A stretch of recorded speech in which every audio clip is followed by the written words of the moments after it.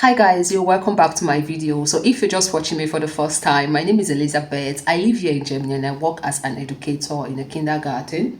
So in my previous video, we spoke about what the Erzieher Ausbildung is all about and how you can go into this profession. We also talk about where such people can work. We spoke that for example, they could work in a kindergarten, in after school activities, which is called the OGS over here, or in youth centers, as in with teenagers, they can work as well. So, like I promised, I would like to talk to you about the different type of house building which you could do in order for you to get into this profession. As always, I always note down some key points because I wouldn't like to forget anything. So I always note it down. So I'll be making reference to my laptop from time to time, to please to bear with me. So the first type of Hausbildung is called the schulische Hausbildung. This is the type of Hausbildung which I did before I could start working as an Erzieher. So this Hausbildung takes between 4 or 5 years. In my case, I did it for 4 years. I did it together with the Abitur, hence why it was 4 years. So mostly some people do the schulische Hausbildung, and in this case they ended up doing just 3 years.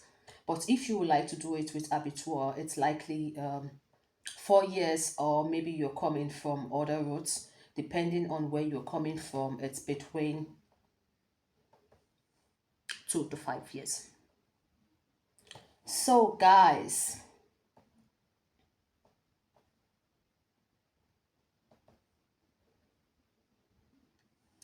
so in this type of house building, you'll be having more theory than practical, which was one of the reasons why I opt for this option. Because I don't know, in some ways, and I prefer more theory than practical. It's just my kind of person, and I feel that after school I'm likely to be less tired than after work. And then my kid was much more younger, which was why I decided to go for the schulische Ausbildung. So though you'll be doing practical in kindergarten, in OKS from time to time, but you have much more theory, which means you will spend much more time of your school in comparison to what you'll be spending at work. Uh, like mentioned before, you would also be doing practical from time to time, but it's just something little, it's not too much.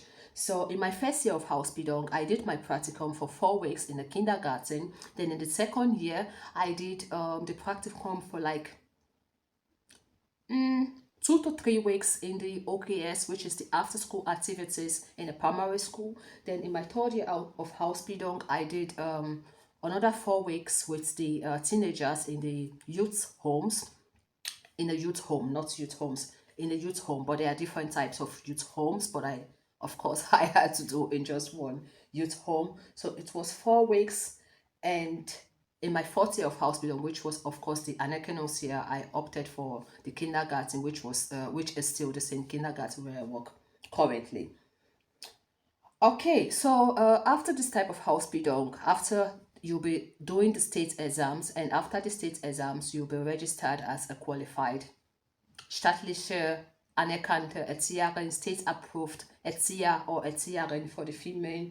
And yeah, like I said, I love this type. I love this types because it gives me more time for myself and also for my kid. So the second, so before I go into the second type of house building, I would like to state that during the schulische house building, you will likely not be earning any money.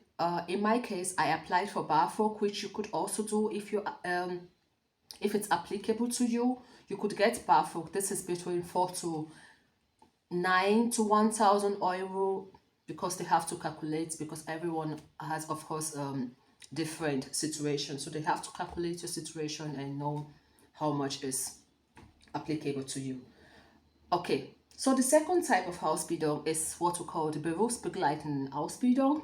This takes a period of 3 years, and it's mostly done by people who are intending to change careers. For example, if you're working in another branch Or in other words, if you have another profession which you would like to change in order for you to become an educator and Erzieherin, then you can keep working in this area while at the same time studying. You could study after work, or you could, it's either you're studying online or you're driving to the school itself, but you could do this parallel to working. And of course you earn because you're of course working somewhere else, so you automatically earn without giving up your income. Then you can also study. So after you're done with the studies, which like I stated takes a period of 3 years, you can just write the state exam and give up your old profession and go into the Erzieher hospital. So I also love this type, but it's mostly chosen by those who are working, like I stated earlier on. So let's go into the third type of the Ausbildung, which is the,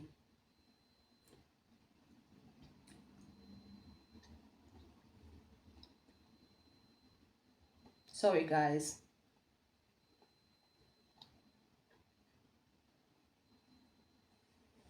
the third type of Ausbildung you could do is the peer Ausbildung. So this form of Ausbildung takes a space of 3 years.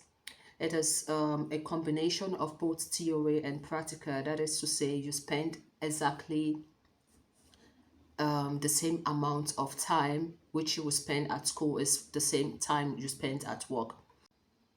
For example, in my place of work, we have a peer practicant. In his first year of Ausbildung, it was usually 2 times in the week at work, and 3 times in the week it would be at school. Then in the second year, because he's currently in his second year, so in the second year, it's the other way around. It's now 3 times in the week at work and 2 times in the week at school. So in the third year of the Ausbildung, it's likely the same way as the second year. So like I stated before, almost the same amount of time you would be sharing between school and work. So the good thing in this form of Ausbildung is that you earn during the whole process of your Ausbildung, which is actually a good thing for those who are not able to give up with who are not able to part away with their income or without earning anything during the Ausbildung phase. So let's look into the fourth type of Ausbildung. The fourth type of Ausbildung is called DUA. DUA Ausbildung is usually done by students, mostly students of the university who are trying to get both their bachelor and gain practical experience as well.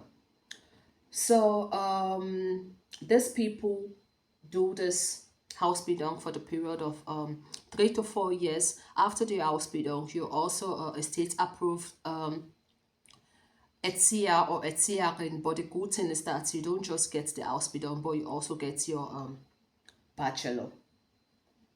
Okay, depending on where you work, you could either be paid or maybe not. Some employers decide to pay you, while some would say no, you won't be earning any money. So it depends for you to choose the employers who are ready to pay you, or maybe if you're ready to work without money, then it's all your decision. So we also have what is called the Total Assistant on and Kinderpflegeausbildung.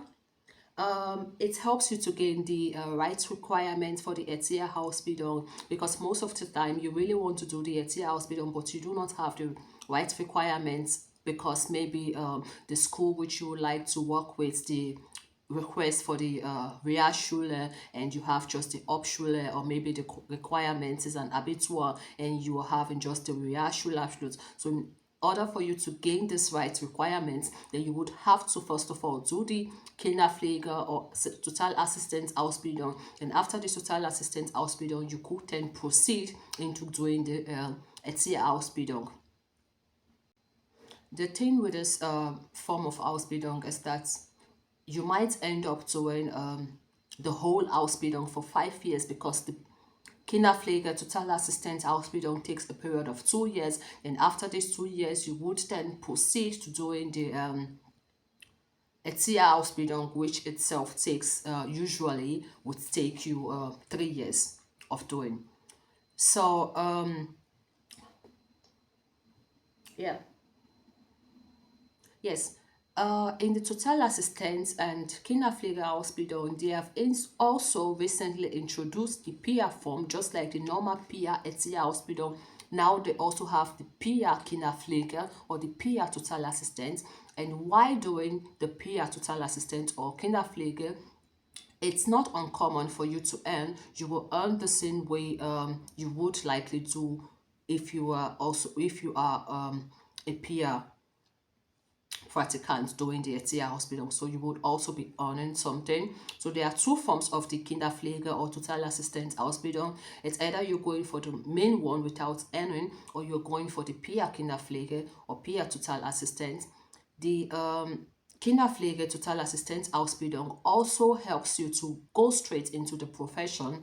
You don't need to do the Erzieher Ausbildung. It's just that there are some certain responsibility which wouldn't be placed on your shoulders if you're not an Erzieher. So as a Kinderpfleger, you can also work in kindergarten and primary schools, but it's uncommon for you to work with teenagers in the youth centers because most employers do not want to employ you as a Kinderpfleger to work with teenagers. But the most part of these people usually work in kindergarten and primary schools without any problem.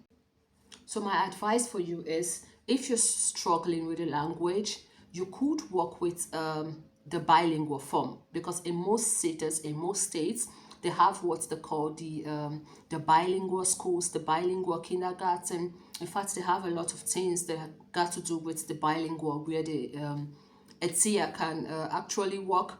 You still have to go to the Totalpädagogische Schule, and these schools are mostly in German. You would likely be finding an employer that is bilingual. So maybe this is something you would want to think about. So thank you very much for watching this video. I hope you were able to learn some key points out of it.